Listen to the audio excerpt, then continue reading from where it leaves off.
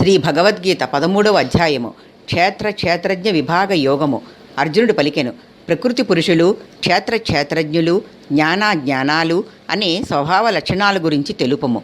శ్రీకృష్ణ పరమాత్మ తెలిపెను, భూమి, నీరు, గాలి, ఆకాశము, కాంతి అనే పంచభూతాలు, చెవి, చర్మం, నాలుక, ముక్కు, కన్ను అనే జ్ఞానేంద్రియాలు, మాట, కాళ్ళు, చేతులు, వాయు ఉపస్సులు అనేక కర్మేంద్రియాలు, మనస్సును అనే 11 ఇంద్రియాలు, కోరిక, ద్వేషం, సుఖం, దుఃఖం అనే దేహేంద్రియ సంయోగం వల్ల కలిగేటి చేతన, ధైర్యం వీటితో కూడి ఈ క్షేత్రం గురించి వికారాలతో కూడి సంక్షిప్తంగా చెప్పబడింది.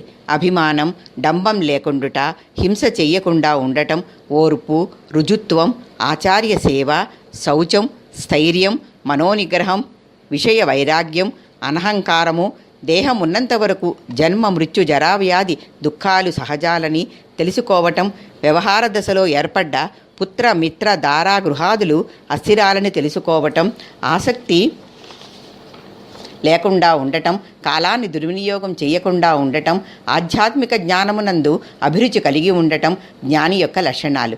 దేనిని తెలుసుకున్నట్లయితే మోక్షం కలుగుతుందో చెప్తాను విను.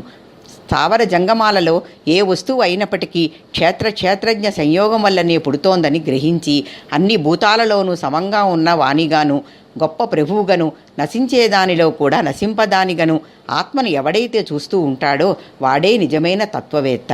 తనలోనూ అందరిలోనూ ఈశ్వరుడు తనలో ఉన్నాడని తెలుసుకున్నవాడు తన్ను తాను హింసించుకొనడు, పరమగతిని పొందుతాడు.